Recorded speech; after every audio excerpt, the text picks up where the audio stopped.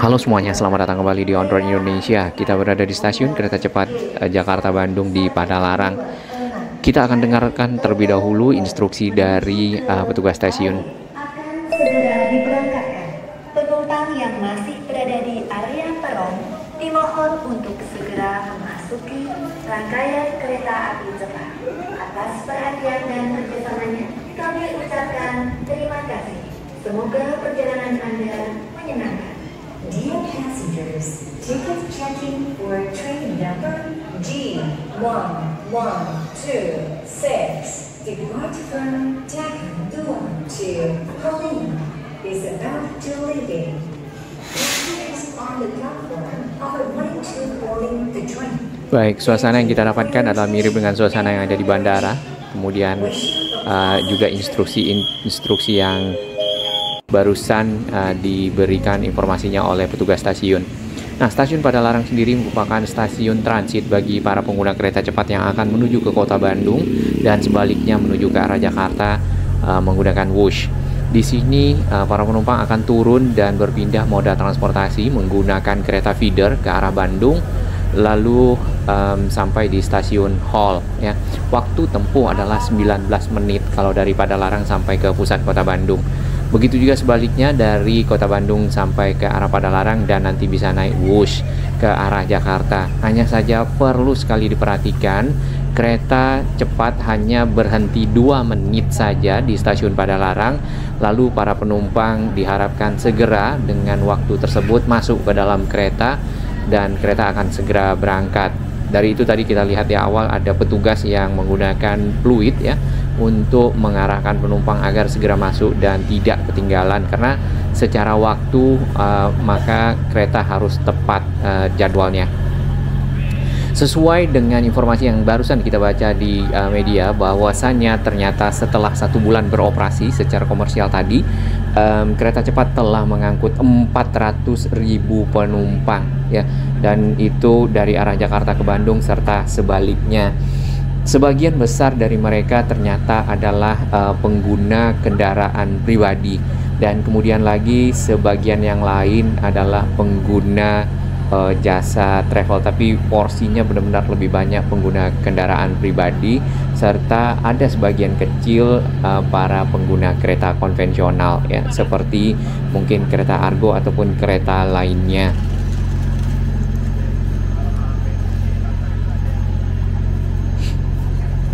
Kereta feeder sendiri berada di area paling bawah, kemudian untuk naik ke area peron kereta cepat maka disiapkan eskalator dan juga lift bagi para penumpang. Nah, penumpang-penumpang yang menggunakan kereta cepat Jakarta-Bandung itu ternyata juga bukan hanya berasal dari warga negara Indonesia atau warga dalam negeri dari Jakarta ke Bandung dan sebaliknya, mereka juga ada yang berasal dari luar negeri ya. Sebagian lagi yang pernah kita ketemu adalah warga negara Malaysia, karena mereka ternyata cukup aware dengan perkembangan transportasi di Indonesia dan datang untuk mencoba, bahkan untuk sekalian wisata. Kemudian juga ada warga negara Australia yang biasanya ingin menaiki kereta cepat ke Cina ataupun ke mungkin negara-negara di sekitar sana, Jepang yang sudah ada kereta cepatnya. Saat ini mereka datang ke Indonesia sekalian melakukan wisata ya, seperti itu.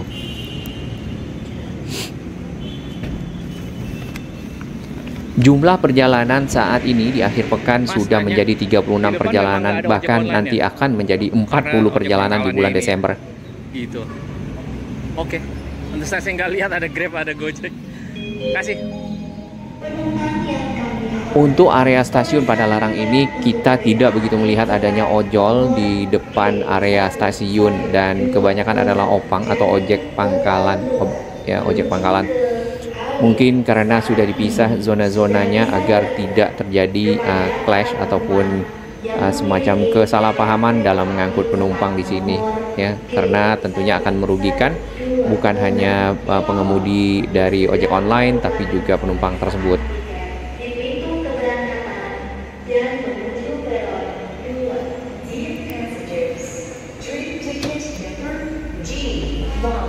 Untuk stasiun Padalarang sendiri terdiri dari 3 lantai. Yang paling bawah tadi adalah lantai dasar, di mana adanya stasiun kereta yang lama, kemudian ada rel kereta yang ada di ground.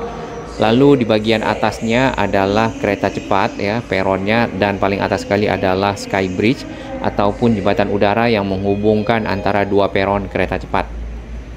Jadi pengguna kereta cepat untuk bisa menaiki feeder itu akan turun ke bawah dengan 4 gate yang disiapkan, dan ini terjadi antrian biasanya karena mungkin jumlah penumpang cukup banyak ya untuk menuju ke area kereta feeder. Dan sebaliknya sama seperti itu untuk masuk ke area stasiun kereta cepat di sisi atas. Okupansi ataupun tingkat keterisian dari rangkaian kereta cepat kurang lebih 95% rata-rata, dan tentu kebanyakan malah lebih dari itu, karena kalau kita perhatikan di akhir pekan tiket-tiket habis semuanya, sold out ya, untuk perjalanan ke kota Bandung dan juga kembali dari Bandung menuju ke Jakarta. Beberapa penumpang yang biasanya ke kota Bandung itu membutuhkan 2 hari serta menginap, saat ini tidak lagi, karena mereka bisa datang di pagi hari kemudian melakukan tur ataupun wisata di kota Bandung dan kembali ke Jakarta. Begitu juga penumpang dari arah kota Bandung yang ingin ke Jakarta, mereka langsung berangkat pagi dan menggunakan LRT Jabodebek karena sudah terintegrasi di bagian stasiun Halim, serta berputar-putar di kota Jakarta, kuliner ya atau shopping dan lainnya, kembali ke kota Bandung pada hari yang sama. Nah, tren ini nampaknya makin lama makin kelihatan ya.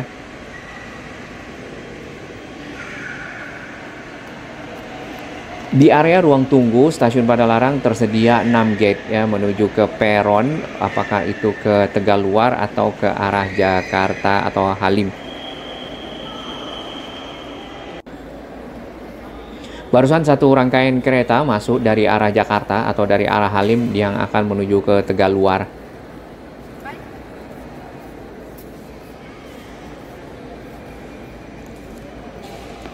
Lalu kita masih berada di bulan November tanggal 19, maka rencananya ya promo akan berakhir di tanggal 30 November. Apakah akan diperpanjang ke bulan Desember atau bagaimana, kita belum tahu. Yang jelas di bulan Desember sendiri rencana dari KCIC pun akan menambah perjalanan menjadi 40 perjalanan di akhir pekan. Hal ini dikarenakan antusias dan minat warga cukup tinggi. Mudah-mudahan tiket promo diperpanjang jadi dapat membantu pergerakan mobilitas masyarakat yang ingin berlibur ke kota Bandung, terutama pada tahun baru ya, atau malah datang kemudian kembali lagi ke Jakarta pada hari yang sama. Ditambah lagi libur Natal biasanya yang langsung diteruskan ke libur akhir tahun. Selain para penumpang yang normal, di sini juga petugas menyiapkan kursi roda untuk penumpang yang difabel atau disabilitas, sehingga dapat membantu mereka keluar dari rangkaian kereta dan juga menaiki kereta. Jadi kereta cepat ini sudah ramah disabilitas ya, kurang lebih seperti itu. Nah, untuk menuju ke Jakarta kita akan naik eskalator menuju ke Sky Bridge atau jembatan udaranya untuk melintasi rel kereta cepat ya, karena tentunya kita tidak seperti yang konvensional bisa nyebrang rel. Di sini sangat dijaga standar keamanan dari jalur keretanya sendiri.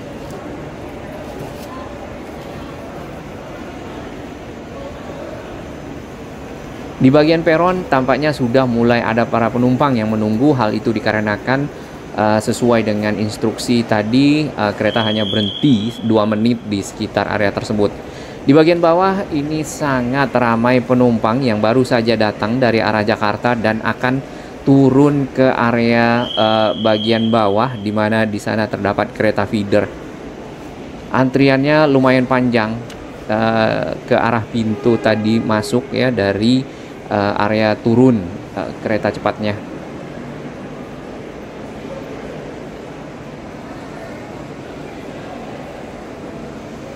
Hal ini mungkin perlu improvement dari stasiun Padalarang untuk membuka gate beberapa gate lagi agar antrian bisa lebih cepat menuju ke kereta feeder ya, dan kereta feedernya juga berangkat sesuai dengan jadwal atau bahkan lebih cepat lagi dan sampai di kota Bandungnya sesuai dengan harapan. Ini adalah Skybridge ataupun jembatan udara yang menghubungkan kedua sisi dari stasiun kereta cepat Padalarang untuk dua arah ke Tegaluar dan juga ke arah Halim, Jakarta.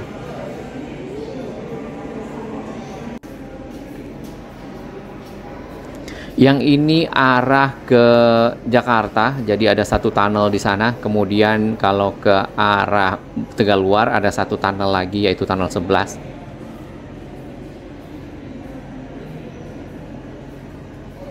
Di semua stasiun kereta cepat, relnya menggunakan bantalan dan menggunakan batu balas karena memang di stasiun tidak membutuhkan kecepatan tinggi. Nah, kecepatan tingginya dapat diraih pada saat kereta melewati area-area yang lurus dengan slab track ya, ataupun bawahnya itu benar-benar beton dan tanpa batu balas. Jadi relnya ditaruh di atas beton. Dan sambungan rel ke rel itu kurang lebih jaraknya 500 meter serta benar-benar tidak terasa pada saat roda-roda kereta melewatinya. Jadi kalau yang kita dengar di kereta konvensional seperti jeduk-jeduk, jeduk-jeduk itu adalah sambungan rel.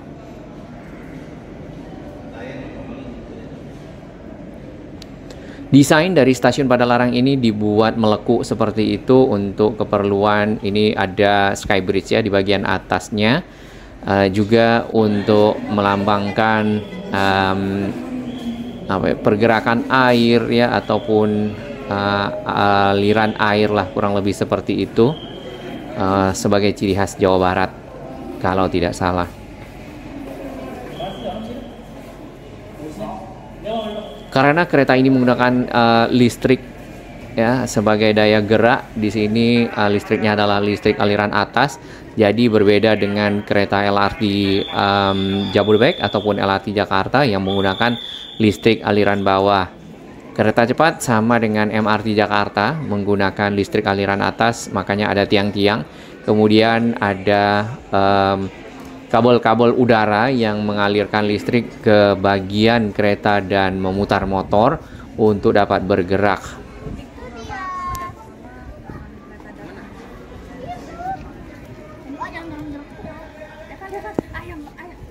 Adanya kereta cepat Jakarta-Bandung tentu juga berdampak kepada ekonomi masyarakat yang berada di sekitar stasiun, seperti di stasiun Halim yang kita lihat dari waktu ke waktu ya, pengemudi ataupun driver dari ojek online tidak putus-putus membawa penumpang keluar masuk area stasiun.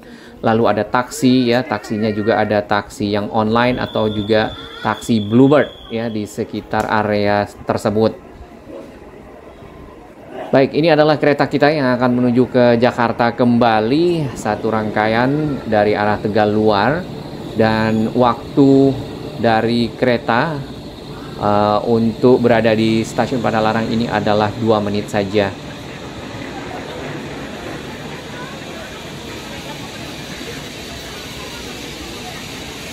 Dari penumpang-penumpang yang sempat kita berdiskusi, berkomunikasi, mereka ada yang bertujuan wisata, membawa keluarga, ada yang memang bekerja, ada yang pelajar, ada yang memang mengunjungi keluarganya yang ada di kota Bandung, serta ada yang hal-hal lainnya ya terkait dengan mobilitas para penumpang.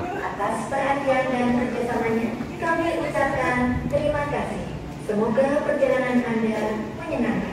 Dear passengers, ticket checking for train number G1126, departing from Takanduan to Halim, is about to leave. Passengers on the platform are ready to boarding the train. Thank you for your attention and cooperation. Satu rangkaian kereta cepat ini dapat membawa 601 penumpang dengan formasi tempat duduk premium ekonomi 550-an lebih, dan ada tempat duduk bisnis serta tempat duduk first class. Bisnis dan first class biasanya berada di ujung ke ujung. Nah, untuk ukuran koper yang menanyakan kemarin, di sini koper yang cukup besar, ada tempat di bagian awal gerbong untuk masuk ke dalam yang disediakan oleh pihak kereta cepat ya. Jadi tas-tas besar, koper-koper besar dapat ditaruh di sana terlebih dahulu.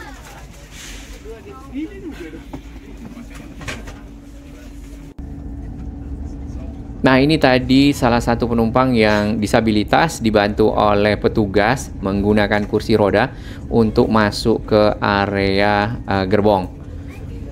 Dan sesuai dengan ketentuan waktu, cukup memang 2 menit untuk masuk ke dalam area gerbong, bahkan belum duduk keretanya memang sudah harus berjalan.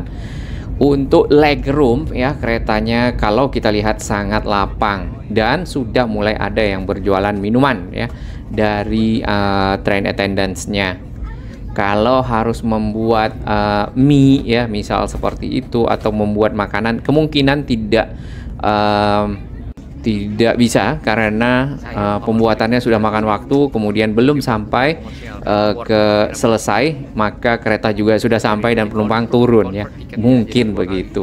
Tapi kalau pop mie tinggal siram air panas ya. Hanya saja kan tidak mungkin. Oh, tapi di sini ada mejanya, berarti bisa boleh makan dan minum sebenarnya ya. Cuman waktunya terlalu sedikit sebenarnya. Kurang lebih 30 menit itu sudah sampai di Padalarang kalau dari Halim.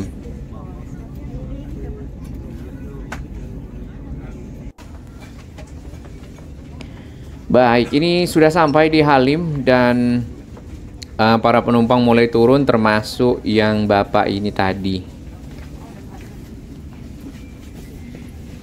Jadi kalau kita perhatikan, memang dari waktu ke waktu di akhir pekan, di weekend, kurang lebih penumpang akan sangat banyak. Bahkan setelah ditambah dari perjalanan kereta juga sama, tiket-tiketnya sold out. Mudah-mudahan tarifnya tetap 150.000 atau mungkin kalau naik 175.000 ya, sehingga kereta cepat dapat sangat bermanfaat bagi masyarakat ya, karena beberapa teman ataupun beberapa para penumpang yang kita tanyakan selama masih terjangkau, mereka akan menggunakannya karena memang manfaat yang didapatkan, yang pertama waktu, yang kedua tenaga lebih hemat ya, yang ketiga adalah cepat sampai. Nah, ditambah lagi ada kajian tentang ternyata kemacetan di Jakarta dan Bandung serta area jalan yang menghubungkannya itu bisa mengakibatkan kerugian 100 triliun. Dan itu kalau kita convert ke pembangunan kereta cepat, maka sebenarnya tinggal berapa, 24 triliun lagi ya. Itu 1 tahun, kalau 2 tahun mungkin 200 triliun. Nah, dengan begitu mungkin ya, ini hanya analisa sementara, impor BBM bisa tidak dilakukan karena penghematan dari para penumpang yang menggunakan tadinya kendaraan mobil seperti itu lewat tol dan seterusnya, sekarang menggunakan kereta cepat untuk menuju ke Bandung dan kembali ke Jakarta. Barusan 2 orang masinis ya, biasanya 1 orang masinisnya, namun saat ini kita lihat ada 2. Nah, ada juga permintaan-permintaan dari sahabat order Indonesia untuk perbanyak perjalanan. Kalau kita dengar informasinya saat ini dari 11 rangkaian kereta baru 4 yang dioperasikan dan telah membawa banyak penumpang dengan jumlah perjalanan 36. Kalau nanti misalnya 68 perjalanan sesuai dengan target, maka mungkin sudah 8 ataupun 9 rangkaian kereta. Selain itu, usaha kuliner juga kita lihat di sini makin banyak dan makin berkembang. Terima kasih.